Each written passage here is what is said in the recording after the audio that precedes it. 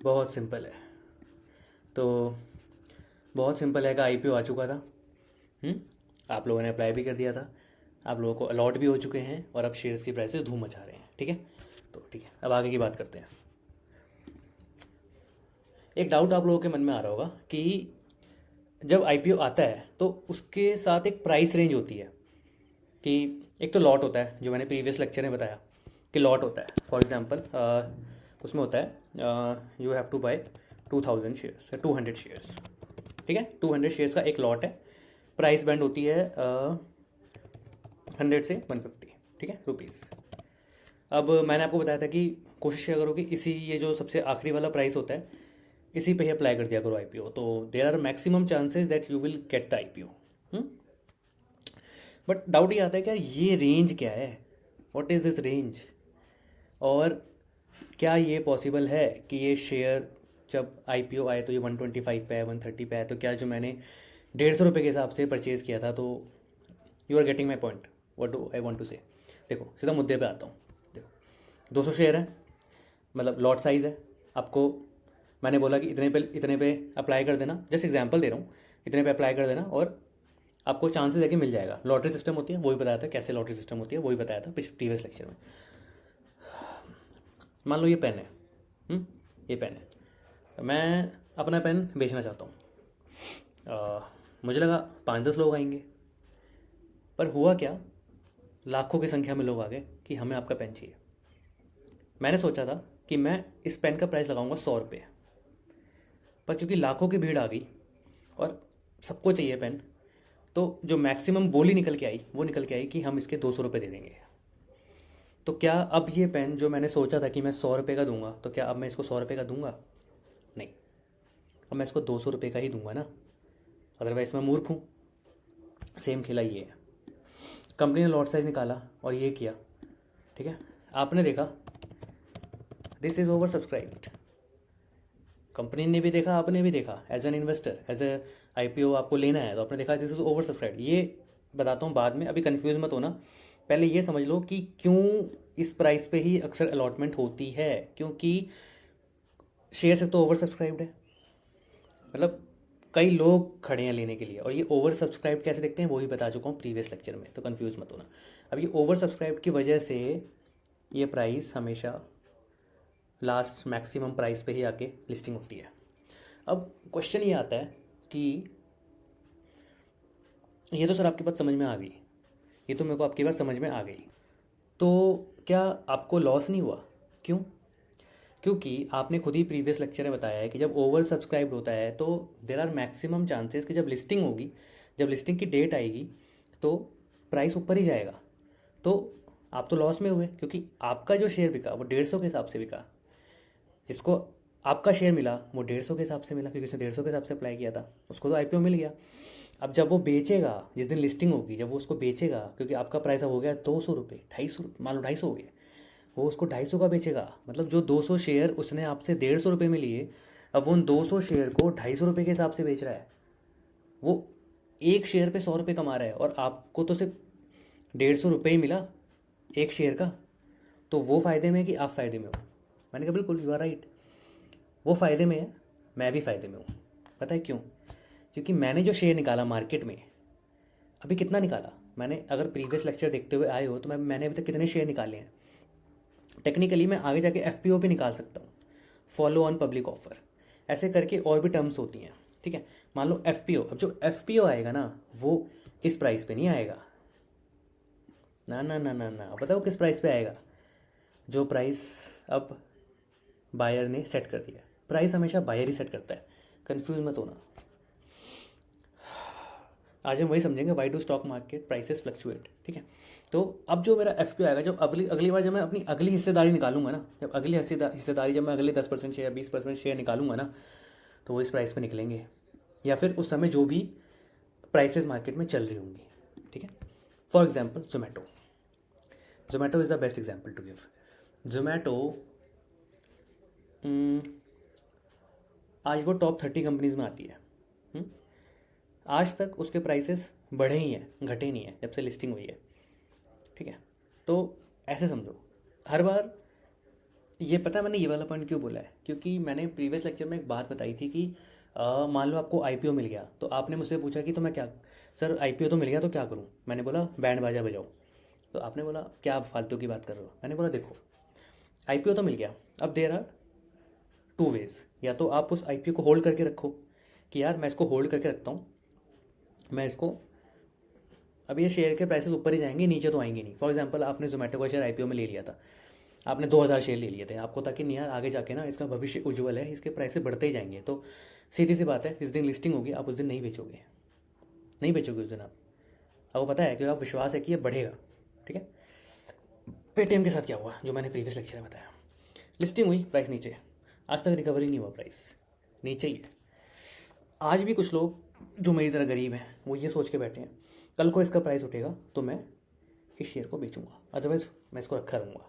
ठीक है, और कुछ लोगों ने इस शेयर्स को, पेटीएम के शेयर को बेच चुके हैं जिनको था कि यार और गिर सकता है, एंड बेच के भी, लॉस में बेच के भी प्रॉफिट कैसे कमाते हैं ट्रेडर्स वो मैंने बता रखा है। बेसिकली ये लेक्चर उनके लिए ही इंपॉर्टेंट है, उनके लिए ही लाभदायक है, उनके लिए ही प्रॉफिटेबल है, उनके लिए एक इन्वेस्टमेंट है जो मेरे पीछे के लेक्चर्स देखते हुए आ रहे हैं, तभी उनको समझ में आएगा। अदरवाइज़ मत देखो, यहीं रुक जाओ, पहले पीछे के लेक्चर देख के हुए हो, ऐसे समझ में नहीं आएगा कि मैं क्या बातें कर रहा हूँ, क्योंकि हम धीरे धीरे अब आगे बढ़ रहे हैं। ठीक है, और अभी शायद कल, मतलब अगले लेक्चर नहीं तो अगले लेक्चर से हम चार्ट्स पे आ जाएंगे, ट्रेंड एनालिसिस पे आ जाएंगे, टेक्निकल एनालिसिस पे आ जाएंगे, फिर फंडामेंटल एनालिसिस पे भी आएंगे, चार्ट ट्रेडिंग वगैरह सब कुछ करने वाले हैं। ठीक है, तो आज अभी भी टाइम है पीछे के सारे लेक्चर देखते हुए यहाँ तक आना। अब इसके बाद मैं और भी एडवांस लेवल की बात करने जा रहा हूँ। तो सर अब मुझे ये बताओ कि ये जो आपका टाइटल है, why do stock market prices fluctuate, ये स्टॉक के प्राइसेस आखिर ये तय कैसे होते हैं, ये मुझे बताओ। मैं कहा ठीक है बताता हूँ, मैं अभी बताता हूँ कैसे तय होते हैं। देखो पहली चीज़ तो होती है बजट, मैं सारे फैक्टर्स बताऊँगा। बजट, आपको क्या बजट, बजट कैसे बताता हूँ मैं, बजट कैसे, budget affects demand, demand affects supply, basic फंडा इकोनॉमिक्स का। डिमांड, डिमांड होती है तो सप्लाई होती है, डिमांड नहीं होती है तो सप्लाई रुकती है। ठीक है, ये समझ में आता होगा। अब बजट बताता हूँ, मान लो बजट ऐसा आ गया आपको पसंद ही नहीं आया, टैक्स बढ़ गए, रेट बढ़ गए, आपने कहा यार अब तो मेरी जेब, जब भी टैक्सेस बढ़ेंगे, रेट्स बढ़ेंगे, प्राइसेस बढ़ेंगे कमोडिटीज़ के, सामान के, तो पैसा बचेगा नहीं आपके पास ना इन्वेस्ट करने के लिए। आप कहोगे यार इस पैसे को मैं स्टॉक में डालूं कि इस पैसे को मैं अपने घर की नेसेसिटीज़, अपने घर की जो जिम्मेदारियां हैं, मेरी बच्चों की स्कूल की फ़ीस है, एडमिशन की फ़ीस है, मैं उस पर खर्च करूं, है ना। तो जब बजट बेकार आता है, मतलब हमारे लिए, मतलब हमें लगता है कि नहीं यार अब ये चीज़ें बढ़ गई हैं, तो प्राइसेस बढ़ गए हैं, ये रेट्स बढ़ गए हैं, ये हो गया वो हो गया, तो हम जाहिर सी बात है स्टॉक में इन्वेस्ट नहीं करते। और जब स्टॉक में इन्वेस्ट नहीं करते दैट मीन्स हम स्टॉक को बाय नहीं करते, और जब हम स्टॉक को बाय नहीं करते तो फिर मंडी जो स्टॉक मार्केट है वहाँ पे बायर्स नहीं होते, और जब स्टॉक मार्केट में बायर्स नहीं होते तो सेलर्स अपना माल बेचेंगे किसको, अपने शेयर्स बेचेंगे किसको। और जब सेलर्स इतने हैं, बायर्स इतने हैं, मतलब सेलर्स इतने हैं, बायर्स इतने हैं, तो अल्टीमेटली क्या होगा, जो शेयर्स के प्राइसेस हैं वो नीचे जाएंगे। इसको ऐसे समझो, आप सब्जी मंडी में गए, वहाँ पे गए, वहाँ पे सेलर्स बहुत सारे हैं, मतलब रेडी, सब्जी की रेडियाँ, मतलब दुकानें, सब्जी की दुकानें बहुत सारी हैं, बट बायर्स नहीं है, बायर्स हैं ही नहीं। सब्जी की दुकानें बहुत सारी हैं, बायर्स ही नहीं है, गिने चुने 4-5 लोग घूम रहे हैं। आप दुकान पे गए, आपने कहा आलू, उसने कहा यार, सेलर सोचेगा बायर वैसे ही नहीं है, इसको ज़्यादा रेट बताया, अगर ये भाग गया दूसरी दुकान पे चढ़ जाएगा, वहाँ चढ़ जाएगा, वहाँ पे ले लेगा तो क्या होगा, क्योंकि वो भी हो सकता है मेरे से भी कम बता दे, क्योंकि बायर ही नहीं है, बायर ही इतने कम है, 5 तो बायर है घूम रहे हैं यहाँ पे, बहुत ही मंदा चल रहा है, तो वो आपको कम रेट बताएगा। आप कम रेट पे सामान लेके आ जाओगे, सब्जी लेके आ जाओगे। दूसरा एग्जाम्पल समझो, आप सब्जी मंडी में गए, सेलर्स भी हैं, बायर्स भी दबा के हैं, बहुत सारे बायर्स हैं, बायर्स ही बायर्स। आप जाना है किसी दुकान पे, आलू क्या दिए, बढ़ा के बताएगा प्राइस, आप बोलोगे नहीं नहीं भैया कम कर लो, अरे जाना भाई और भी हैं, जा निकल। क्यों, क्योंकि बायर्स बहुत हैं, उसे पता ठीक है इसकी कैपेसिटी नहीं है, पीछे और भी बायर्स हैं, उनमें कोई लेगा, इसमें कितने होंगे जो बार्गेन भी नहीं करेंगे, उतने प्राइस पे ले लेंगे। ये खेल होता है, आप समझे कि अब ये बता रहा हूँ, बजट से डिमांड और डिमांड से सप्लाई, डिमांड और सप्लाई का इंटरकनेक्शन बहुत ही तगड़ा है। एक और चीज़ बताता हूँ, दिवाली, जब भी फेस्टिवल्स आते हैं, तो होता क्या है, डिमांड अपने आप बढ़ जाती है। ये तो है नहीं सरकार ने बोला कि डिमांड बढ़ा लो, अपने आप बढ़ जाती है। आपको पता है शॉपिंग करनी है, परचेजिंग करनी है, बच्चों को कपड़े दिलाने हैं, सरकार क्या करती है, बोनस निकाल देती है एम्प्लॉयज़ के लिए। प्राइवेट कंपनी से बोनस निकालती है, सरकार भी निकाल देती है। क्यों निकालती है? इससे क्या होगा, आपके जेब में पैसा आएगा।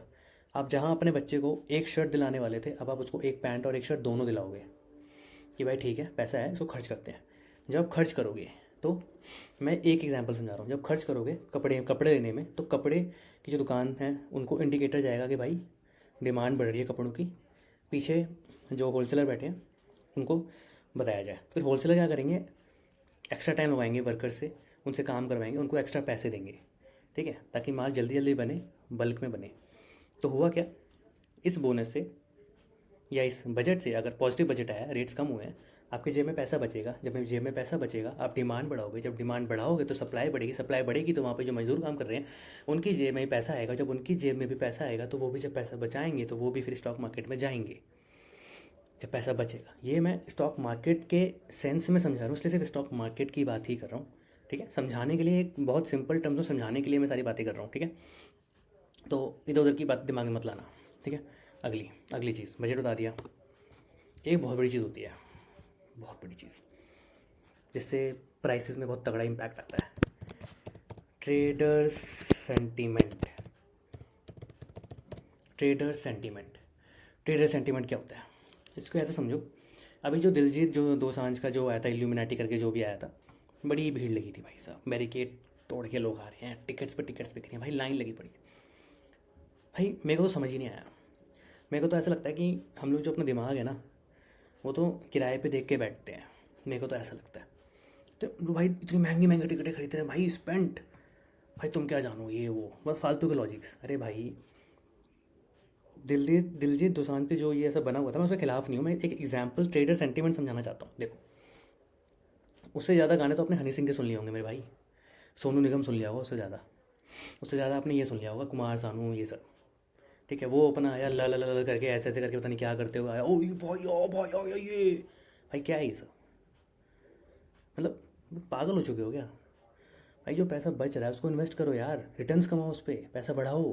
तुम्हें कहाँ मतलब हमारे देश की ना सबसे बुरी आदत क्या है पता है, देश की क्या, मतलब मेरे ख्याल से हर जगह की साइकोलॉजी है, जो मैंने साइकोलॉजी की बात पिछले लेक्चर में भी की थी। साइकोलॉजी ये है कि जहाँ भीड़ है ना, वहाँ वहाँ बढ़िया ही हो रहा होगा, बस भीड़ है ना भाई, ठीक है, मतलब शायद मैं ही बेवकूफ़ हूँ भाई, जहाँ भीड़ है वही बढ़िया है भाई। यही तो पीआर का गेम है, यही तो मार्केटिंग है जो तुम समझते नहीं हो, यही तो मार्केटिंग है और क्या है। यही, इसी मार्केटिंग से, इसी पीआर से तुम्हारे सेंटिमेंट्स को मोल्ड कर दिया जाता है और तुम समझ ही नहीं पाते, तुम बह जाते हो। तुम्हें ऐसा लगने लग जाता है, नहीं नहीं नहीं नहीं नहीं, मैं तो अपनी इन्जॉयमेंट पे खर्च कर रहा हूँ, मैं तो अपनी खुशी पे खर्च कर रहा हूँ। नहीं, कभी ध्यान से बैठ के सोचना, तुम स्पेंड कर रहे हो मेरे भाई, तुम्हें लग रहा है वो इन्जॉयमेंट पे स्पेंड कर रहे हो। तुम मेरी बात को ध्यान से सुनोगे ना, तुम्हें पता चलेगा नहीं भाई, बहुत बुरे फंस रहे हो। दिमाग को सही से इस्तेमाल करो। और मैं दिलजीत दोसांझ के खिलाफ नहीं हूँ, मैं साइकोलॉजी के खिलाफ हूँ जो ये चल रही है, ध्यान रखना। तो ट्रेडर सेंटिमेंट, एक चीज़ बताता हूँ इसी में, अपोजिशन बोलता है अडानी और मोदी की सेटिंग है, भाई तुम अडानी है, ठीक। अब अडानी और मोदी की सेटिंग है या नहीं ये तो पता नहीं, लेकिन अपोजिशन की सेटिंग ज़रूर है, ठीक है। देखो, आप भी सुनते हो, अब आपको भाई टेक्निकल एनालिसिस करना नहीं है, आपको फंडामेंटल एनालिसिस करना नहीं है, आपको दिमाग लगाना नहीं है, जहाँ भीड़ है भाई वही ले ले। आपने सुना अरे राहुल गांधी, अरे वैसे मैं तो इनकी सारी बातें मानता नहीं हूँ, लेकिन हाँ ये तो सही ही बोल रहे हैं, क्योंकि आपको अपने आप को बिलीव दिलवाना है। आपको पता है ठीक है, अच्छा अगर अडानी और अगर मोदी की सेटिंग है तो यार अभी तो सरकार 5 साल रहने वाली है, अरे इसके शेयर ले ले भाई, 5 साल में तो बम्पर उछाल मार देंगे स्टॉक प्राइसेस, मैं तो कमा जाऊँगा, मैं तो करोड़पति बन जाऊँगा भाई। दिस इज़ सेंटिमेंट, समझ रहे हो, क्योंकि आपको मेहनत नहीं करनी मेरे भाई। और मैं शुरू से, फर्स्ट लेक्चर से, आज मेरा 6th लेक्चर है, मैं फिर से बोलूँगा, this is why 90% of people lose money in the stock market and only 10% people make money in the stock market. फिर से रिपीट कर रहा हूँ, पता नहीं कितनी बार रिपीट कर चुका हूँ, तुम्हें समझ आ जाए तो बस वही बहुत है। तो ऐसे ट्रेडर सेंटिमेंट ये भी होता है, समझ रहे हो।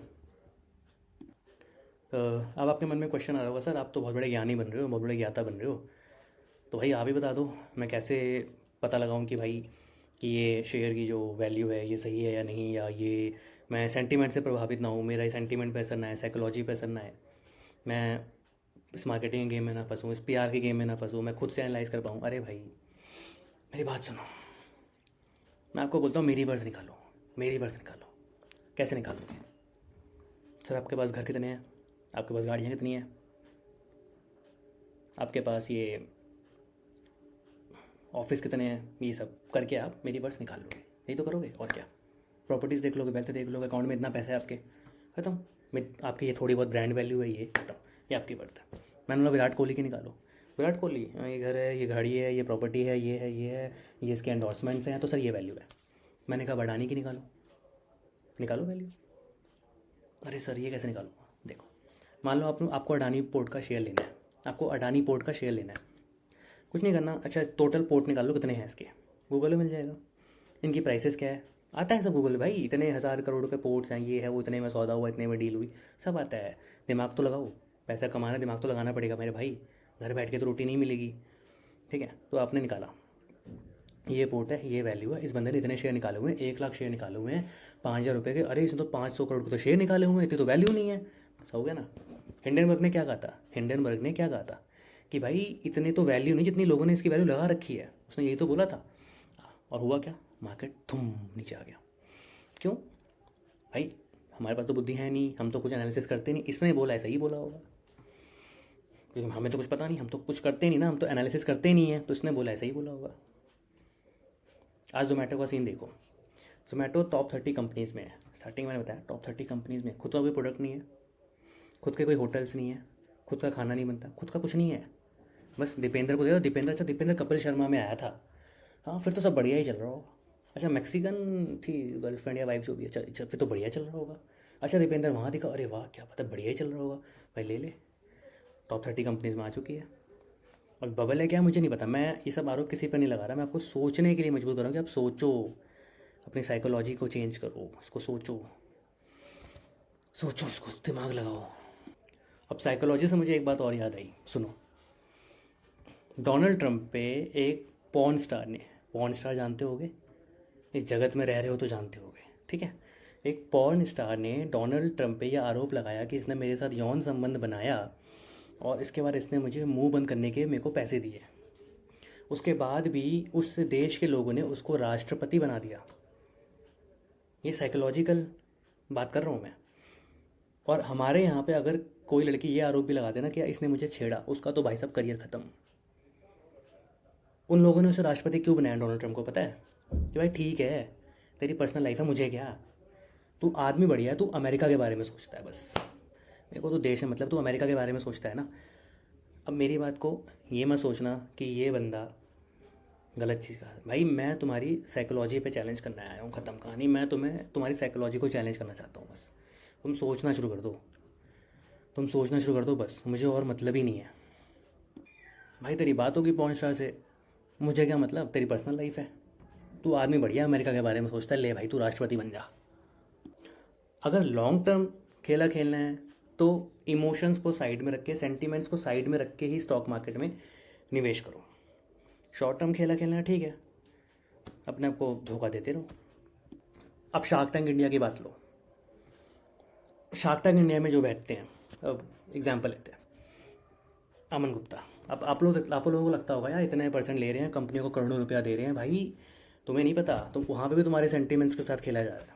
अब मान लो फॉर एग्जांपल अमन गुप्ता, अरे ठीक है इतनी बार बोट का नाम आया, आपने सुना बोट बोट बोट, अरे यार वो बंदा तो मैंने शार्क टैंक इंडिया में भी देखा था, भाई पक्का बोट बहुत अच्छा कर रही होगी, भाई ले ले भाई शेयर ले ले, आईपीओ आया भाई, बोट को सब जानते ही हैं, ले भाई हो गया ओवर सब्सक्राइब, प्राइसेस बढ़ गए। अब रियल में वैल्यू भले ही ना हो, बढ़ गए प्राइसेस।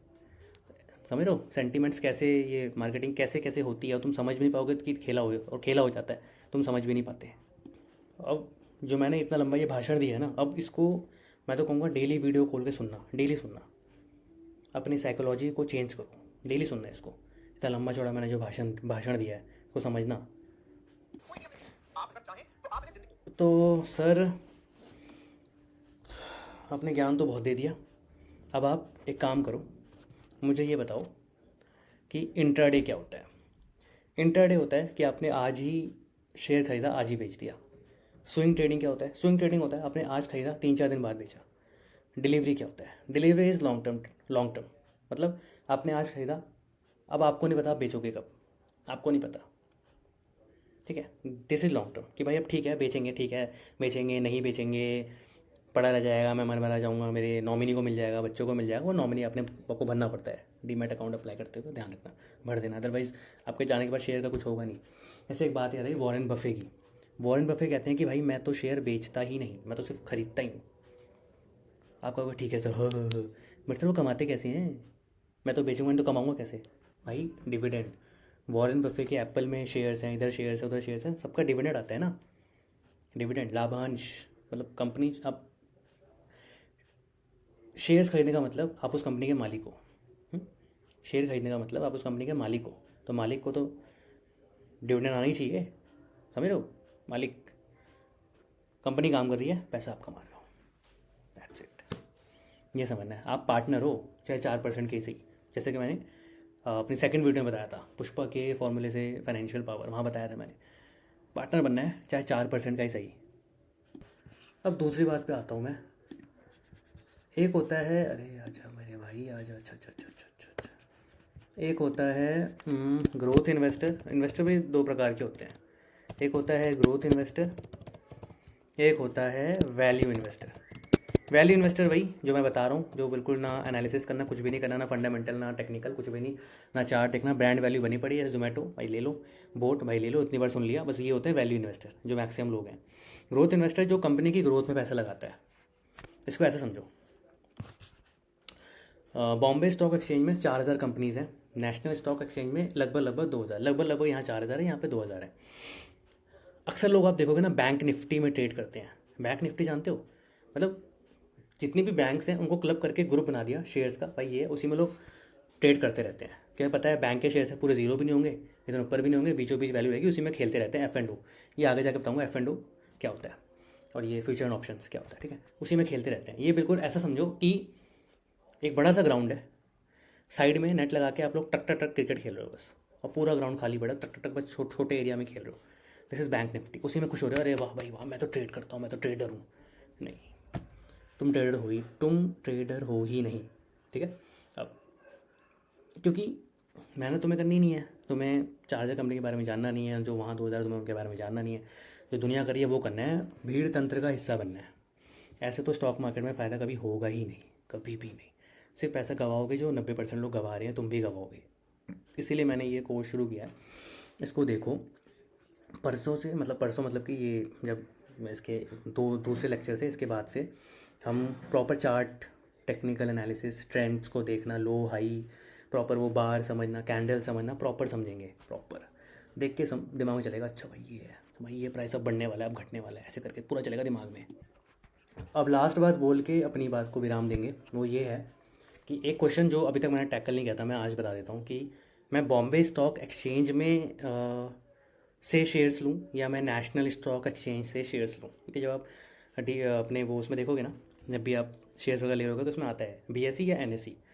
तो सबसे बेस्ट तो ये है, अगर मैं कॉन्सेप्ट बताऊँ तो जब भी जैसे मान लो SBI का लेने जा रहे हो, SBI लिखोगे नीचे आएगा Bombay stock exchange national and BSE NSE, इसमें इतने बायर इतने सेलर, इतने बायर इतने सेलर। तो कॉन्सेप्ट मैं पहले ही बता चुका हूँ, जहाँ पे बायर ज़्यादा है वही मंडी अच्छी है, जहाँ पे बायर ज़्यादा है वही मंडी अच्छी है। आपको सोचना है एज अ सेलर पर्सपेक्टिव, आपको सोचना है एज अ सेलर पर्सपेक्टिव। तो बायर जहाँ है वही मंडी अच्छी। मान लो आपने ले लिया जी MRF का शेयर, MRF का शेयर शायद 50 लाख जो भी चल रहा है, 1 लाख 2 लाख जो भी चल रहा है, आपने ले तो लिया।